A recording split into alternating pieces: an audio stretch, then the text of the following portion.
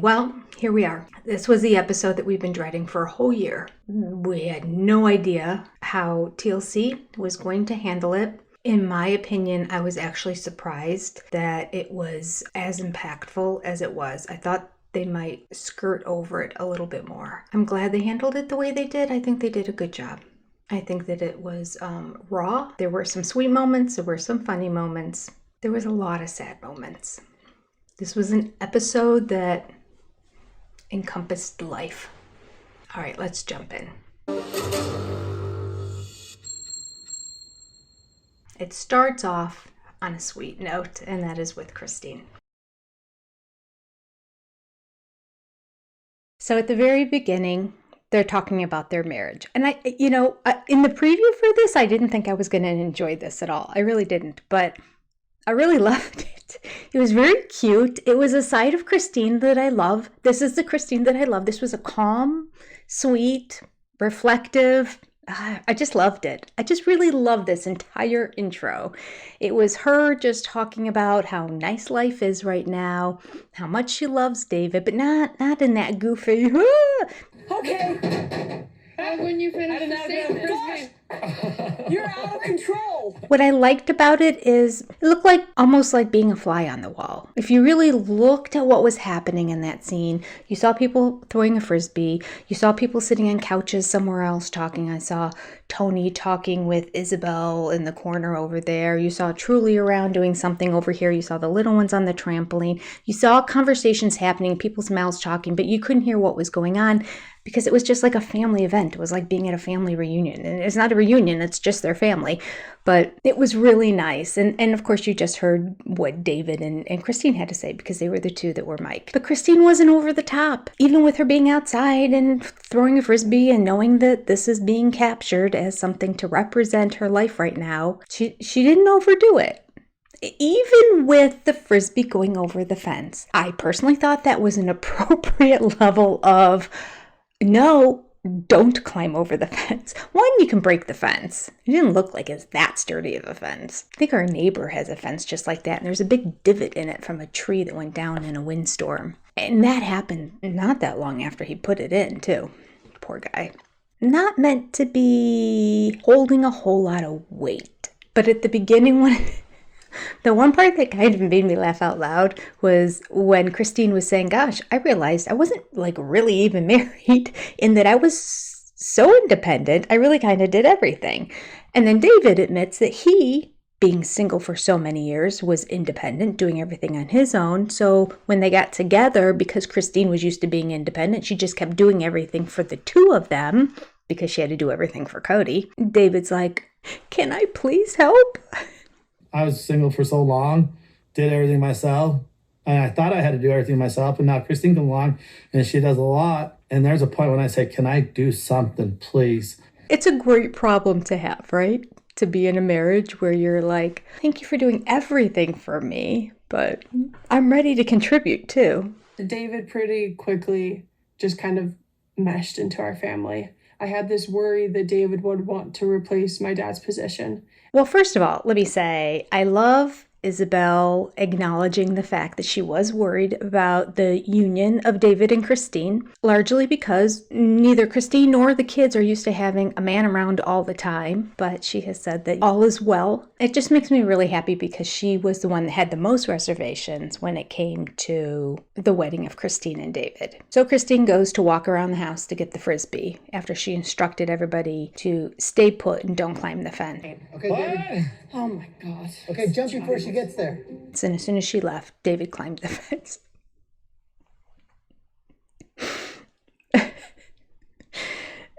He said in past episodes he likes to push her buttons. He likes to push her buttons. But here's his reason why. I'm a grown up. I can make good decisions on if I'm going to climb that fence. So if I can climb over that fence, yeah, I'm going to do it. Nobody's going to tell me not to. It's true. This man has lived on his own for how long, and he raised 7 kids by himself? He's used to being the one who makes all the decisions and implements everything in the house. So for Christine to come in and be the one that tells everybody what to do, he's like, I'm a big boy. This is one of those things that I'm going to override. Veto. Veto. I liked it. You know why I liked it? Okay, here. If you watch the dialogue while it's happening, as well as reflectively in the couch interviews, the two of them are always laughing or smiling. Did you just jump over the fence? I climbed over. David doesn't like to be told what to do at all. Will let all the grandkids say that? What's wrong with that? They can't climb over. I don't want them to climb over. They're not going to climb over. Those two love each other, and they may push each other's buttons every now and then, but in the end, they do it out of love. And they do talk about how they work through fights in their relationship. She may have been mad or upset or a little bit, but at the end, we figure things out, and that's all that matters. And that's true. Now that I'm married to David, this is what I'm learning about what a marriage looks like. It's very different. Not just walking away and pretending like the little tiff or the fight didn't happen. Working through it, that's what's going to make a marriage last. And by working through it, I don't mean that one person always acquiesces and gives in and has to apologize to the other one, because that's kind of the pattern that we see with Kody. He's been a strong guy, a strong man in our family who is able to not overstep a boundary, but make it a safe environment. Wow, those are powerful words, Isabel. Powerful words. True words. Everybody agrees with you. We've been seeing it for years. It's just, you realize that this union of Christine and David is not only so great for Christine's soul and her life, but really the trickle down of how good it's going to be for the rest of the family is great. It's going to be a good example for Peyton. Peyton was the one son of the basement wife, the wife Kody didn't like. And according to McKelty, thus the kids that were not favored out of all the kids. So he felt like the runt of the pack. Now here comes a man who's willing to sit, talk with him, and give him the time of day. And also a man who's going to treat his mom right to give him a good example of how he should be treating women as well. I love that for everybody. You had a rough day? Yeah. What happened? Me.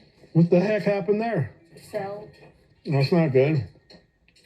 Look at my knee's bad too. We're knee brothers. And I love how David interacts with Truly. He's just nonchalant and cool with her. Gives her little hugs. Had a bad day? Yeah, tell me about it.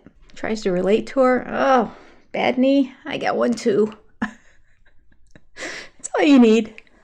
That's all you need. As opposed to, there's no crying in baseball, sweetheart. Get on that bike.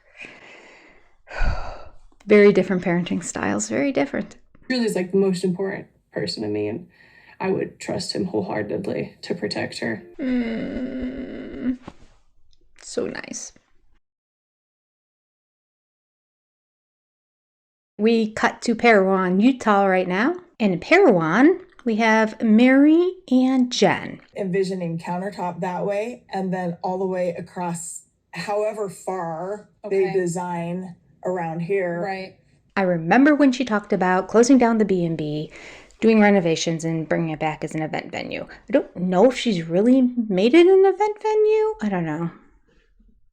At some point, maybe I'll go look that up and share that with you. But at any rate, this is where we are right now in the storyline. So she's talking a little bit about it, and she does share that although she's been dating on and off and, nothing really has come of anything, that she, of course, does still want that, as she has said ever since before she left Kody. But it's going to take her time to trust somebody, because she was in a relationship for 33 years with a man who claims he never wanted to be in it from the beginning. He's a jerk. Jerk.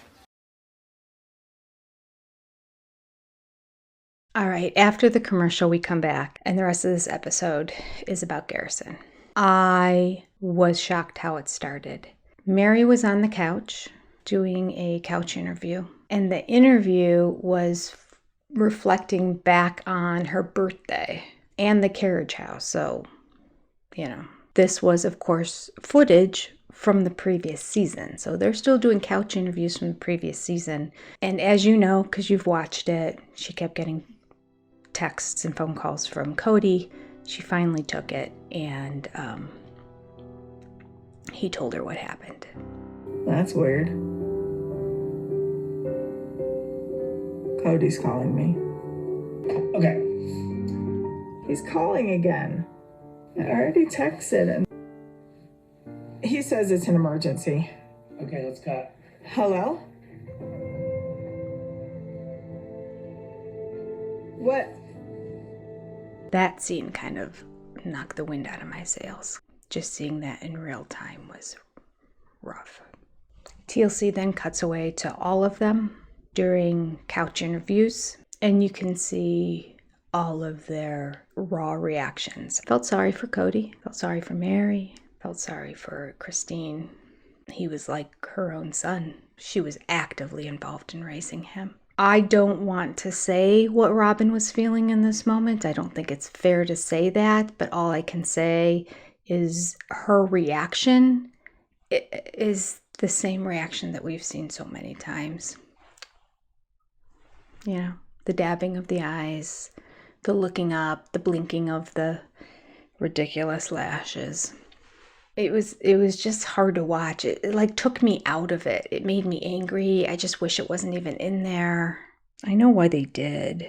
I know why it was in there, but like, ugh. I just don't like these scenes of watching her trying so hard to muster up tears. It just, and especially in this situation.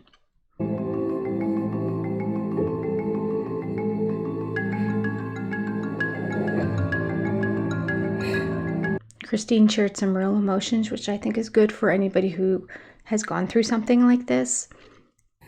We all knew that he was sad. And we all hoped that he would just...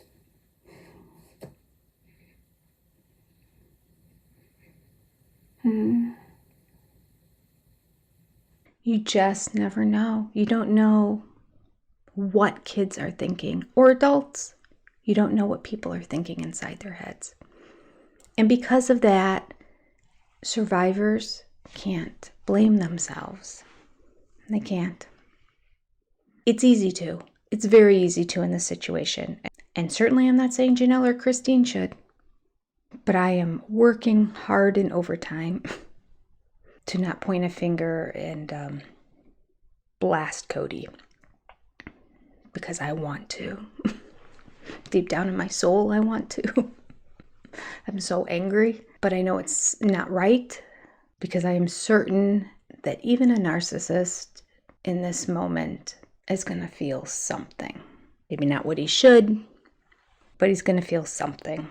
But part of what I think is great about this episode is that it's reminding all of us that when you know that person who's sad, you never really know what's going on inside their head. I'm just sitting there, stunned, sort of shaking my head and trying to console my kids. Gwendolyn just called me and said, can she come and see me? She called me up, Dad, you know, like brokenhearted. Can I come see you? And I'm like, yeah, come on over, sweetheart. I'm in my room working. Work? What kind of work? He's on the phone and he's just like, he's like, Garrison.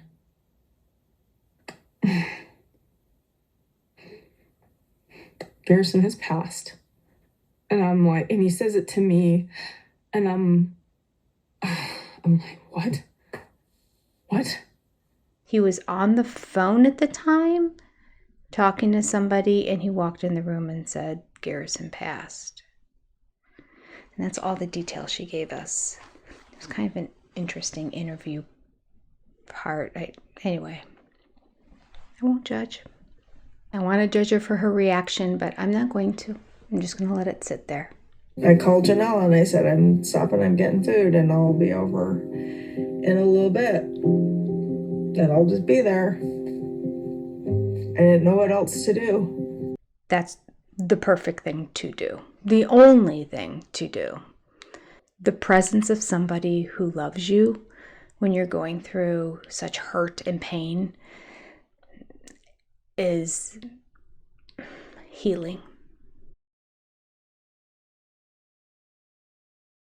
Then we have the interview with Maddie. And I have to say that I misunderstood this when I first listened to it on Sunday night. I thought Janelle was going back from North Carolina. She wasn't. She was home in Flagstaff at the time. She had been having a lot of conversations with Maddie during the day, and then later on in the day, after she had gotten the news, she called Maddie to let her know she was on her way to Garrison's house and why. Maddie so eloquently explained how she felt when finding out about Garrison, and then also having to call siblings and share that information. There's few moments in your life that I feel like alter your brain chemistry, and I definitely feel like calling siblings that a sibling had died definitely alters your brain chemistry.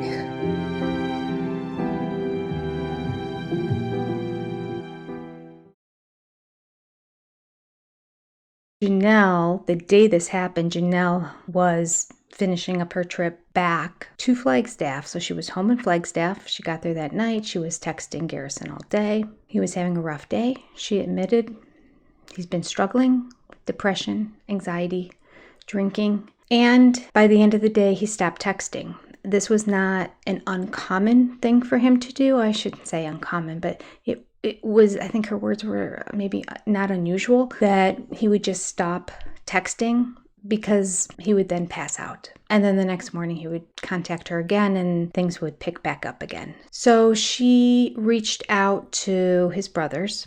Garrison throughout this time is usually always in conversation with them as well. And she said to Hunter and Logan, "Can you please make contact with your brother?"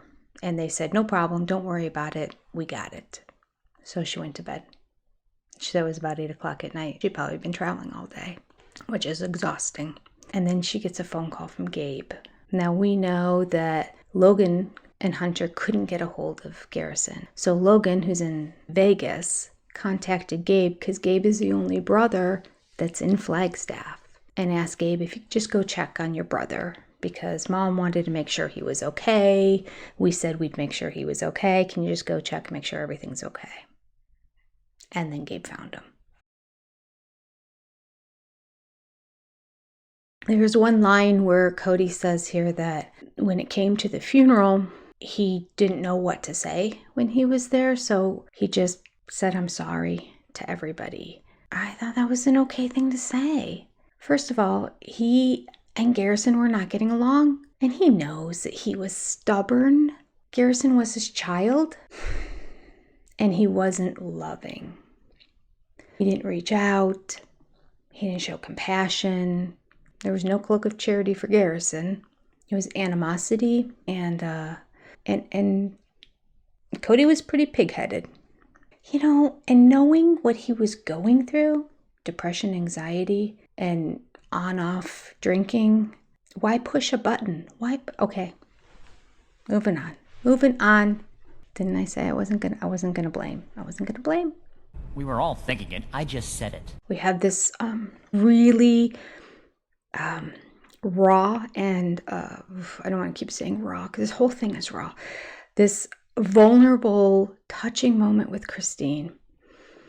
And Christine did such a good job. You can just see in her face and her body language how hard she is working to not cry, to try so hard to hold the tears in and be stoic in this interview.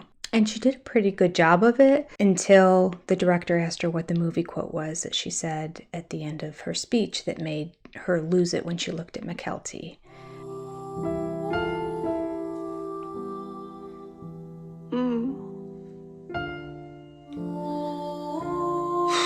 At the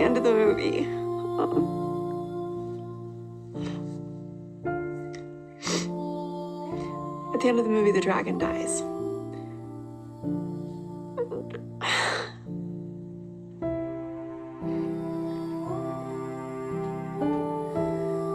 He turns into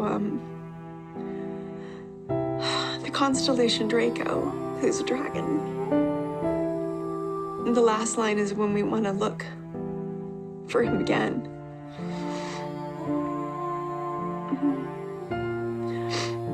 We look to the stars. And I looked right at McKelty and said to the stars,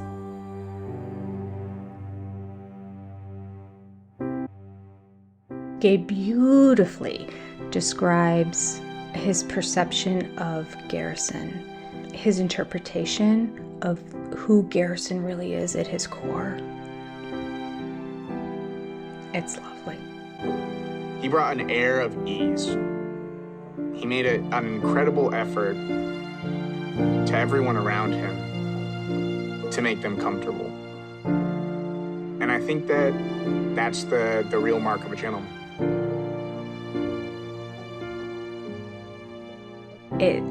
You can't help but to realize this is in stark contrast to his father, who actually did the polar opposite.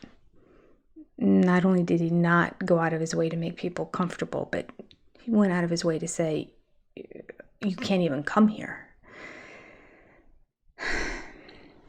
I don't know if Gabe said that also as a way of pointing out the dichotomy between the two of them.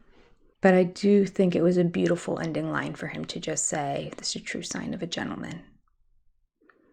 It's an honorable trait to give to any young man. This next little section was rough for me personally. I don't know why, but maybe because it came as a shock. But Madison and Caleb sat down and were saying how they were trying to get Garrison to move out to North Carolina. That breaks my heart so much for them. It really does. And there was a line that Caleb said, I'll find it and put it in here, but when he said that, I just kind of lost it. And I think simply because of the words, but also because of the sentiment and the reality of how much Caleb loved Garrison. It wasn't like he was a brother-in-law. You know, you could tell in that moment that he loved him like a brother. I was trying to get him to move out here. Mm-hmm. We almost had him here, too.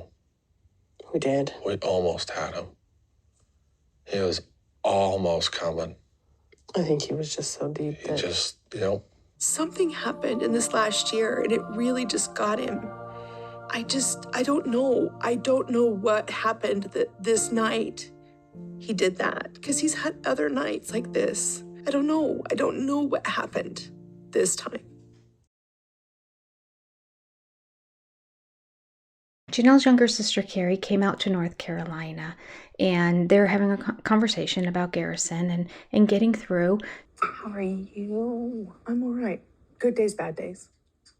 Good days, bad days. Good days, good minutes, bad minutes. She mentions that Savannah is going to be moving out there and going to school. Now, we heard earlier in the season that Savannah and Gabe were staying in the apartment that Janelle had out there while she was going to school. So the plan now is Savannah, I guess, goes to North Carolina. And as I understand it, I believe Gabe has gone to Vegas with Logan. I don't know if he's literally in Logan's house, but he's there because his brother Logan is there. So as the conversation goes on, and it's touching, you can tell Carrie is, her younger sister is also touched by this. I do love, again, that Janelle says, we did all we could. Fantastic. Just became the animal he couldn't get a hold of. So we did everything we could. And I know that. Yeah. I know that. So Janelle's a good mama bear.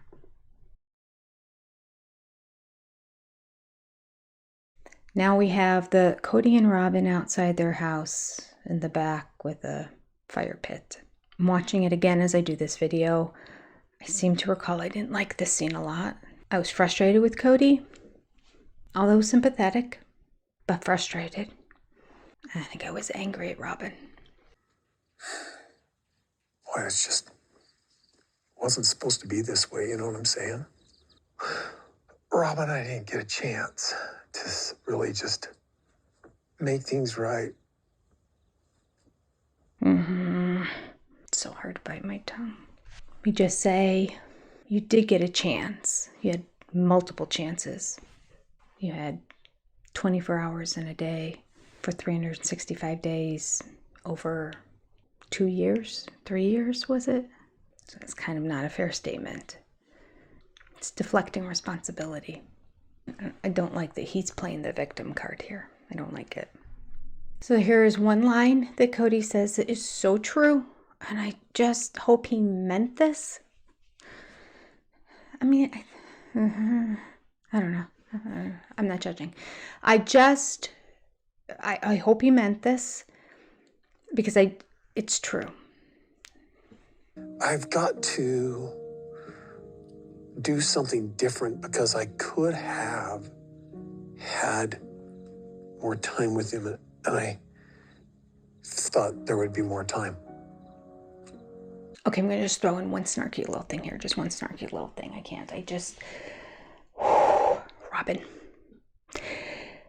Her coming out with her hair through the flat iron, with her new do, but still big caterpillar eyebrows, like all this makeup she did to come out to talk about Garrison and his passing. It's odd to me that we're choosing to wear dress pants and a blouse and do ourselves up like this for the situation. Okay, her choice.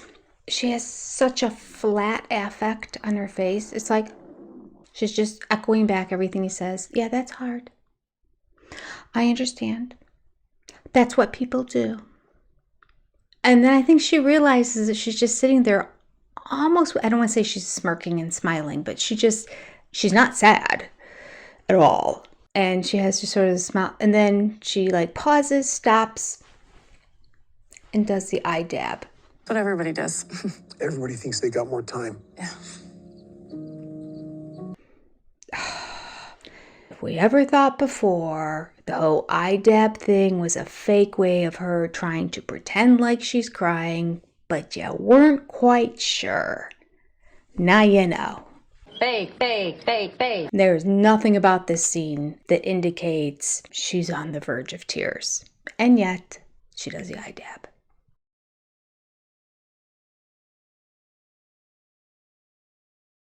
We cut back to Janelle in North Carolina. She's reiterating, as she did a couple times in this episode, that she just keeps staying busy, and that's been the best for her. If she's busy, she doesn't think about it, she doesn't dwell on it, and it's easier for her. So she's been staying really busy. Staying busy is good. Keeps me off, keeps my mind occupied. I had already moved before he passed away. I'm glad I have a big dream. I'm glad I'm here with the grandbabies, and it just makes it easier. Carrie asked how Gabe is doing. She said Gabe was in therapy before this even happened, so he was in a good place. This was a setback, but he was in a good place to start with. So he's doing okay. And Janelle said, I'm checking in with him often. And then she adds this. And I'm checking with him. We all are starting to have a lot more frank conversations about mental health, right? Janelle shared that she is really glad that she is in North Carolina and not in Flagstaff. And that just made me realize, oh, right, none of Janelle's kids are in Flagstaff anymore. I think Gwendolyn might be the only child of Christine's that's still in Flagstaff. If she is, there was always this talk about after she graduated from college that her and Bia were just going to get a camper and spend a year traveling around the country or being nomads or something along that line. So isn't that interesting? Kody's grand idea to get the family together and unified on property in Flagstaff again has led to only he alone with Robyn and her kids. Everybody else is gone. The whole family, the entire family before Robyn came in, gone. I'm not surprised. This is what happens when you don't make a plan. You just do and react out of a knee-jerk reaction. Okay, so at the very end, it gets frustrating with Kody because he says, how am I going to do every holiday and birthday now? Really? He wasn't doing birthdays with the kids. He wasn't doing holidays with the kids. He full-on forgot Gabe's birthday and didn't even call him, nor less do a holiday with him. He didn't even get Savannah a present for Christmas. So How am I going to do this? How do I do the rest of my life? With every holiday and every birthday. like that line, okay, that was the frustrating line for me, I will say. Can't sympathize with you there. How are you going to? The same way you have the past couple of years, Kody. That's how you're going to. But actually, that's how you can do it, because that's how you would have done it had this not happened. Hopefully, God willing. This is an event that is going to alter your brain, Kody, and make you realize, I need to do things different. I need to be better. I need to man up. I need to be a father. That's what I hope. All the frustration I had over stuff with COVID and everything like that, all of a sudden that's just like, it was so unimportant.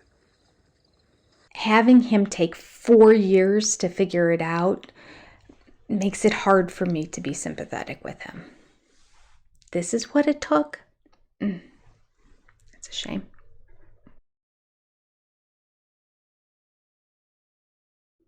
Near the end here, Kody talks about taking Garrison back to Wyoming, to the burial place, a place that he and Janelle agreed. I think he really enjoyed those summers on the ranch. And I will say, I was touched listening to him talk about wanting to take him up there. It was almost like him, the visual I had in my head as he was talking about it is, it was sort of Kody's way of saying, okay, I'm now going to carry. This was Kody's way of saying, I'm now going to carry you to your home, to your final home. Like you would carry your child when they were young and put them down in bed at night. So anyway, that's the visual I had when I heard him say it. I'm going to go pick up his urn from his brother soon. And then when we go to Wyoming, I'll just take him up there. That's all I wanted to do, was take him home.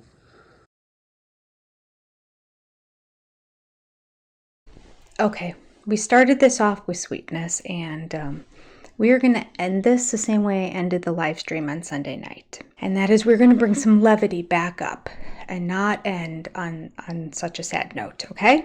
This is how we're going to do that. I know you're thinking, what? How? How's that even possible? Here, this is how. When I was taking some notes during the live stream on Sunday night, I wrote a comment about some stuff that Kody said. It was him describing his reaction, first time he was able to get it out. So I think it was like the first time he actually really cried. I think that's what he was trying to say in his attempt at being Kody poetic. And we have to leave it with Kodyisms at the very end here. Okay, here we go. So he described what it was like when the grief came out. So when he first started to cry, it was grief coming out of him. Okay, I don't want to make fun of that. I don't. However,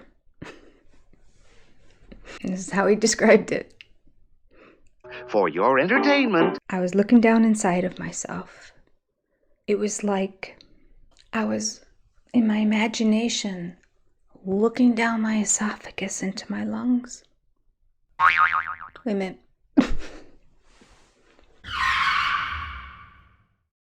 Back up. Your esophagus goes to your stomach. I missed a small little detail. Your trachea leads to your lungs. So, if I were looking down my esophagus and I saw my lungs, I would have a big reaction too. Because that's not right. Something's really wrong. Like, medic, please, somebody, fix this. This is not okay. Thank you for the comic relief, Kody. How does he do it? Even in this episode, we get a Kodyism. All right. Hope you get a chuckle there at the end. It doesn't change. I still feel like I weigh 300 pounds right now. The weight is still there, just like it was last night. But hopefully that will help you not dwell in it and pull you down this evening. Because I know that Janelle wouldn't want that. Christine wouldn't want that. Meri wouldn't want that. Garrison wouldn't want that. Garrison, who's always smiling and cracking jokes in that, he heard that line about the esophagus into his lungs, and he was laughing. The sun shined a little brighter when he heard that for the first time. Right, Garrison? All right. Blessings to you all. Everybody, text your kids. If they're in your home, give them a hug. Make sure you always say goodnight to them and let them know how much you love them. No matter how much they let you know they love you. Doesn't matter. You still love them, so let them know. I'll see you next week. Take care. God bless. Goodbye.